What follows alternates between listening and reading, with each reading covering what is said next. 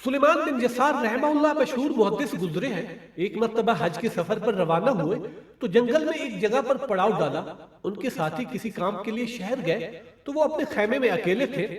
इतने में एक खूबसूरत औरत उनके खेमे में आई और कुछ मांगने का इशारा किया। उन्होंने कुछ खाना उसको देना चाहा तो उस औरत ने बरबला कहा कि मैं आपसे वो कुछ चाहती हूँ जो एक औरत मर्द से चाहती है। देखो तुम नौजवान हो, मैं खूबसूरत हूँ।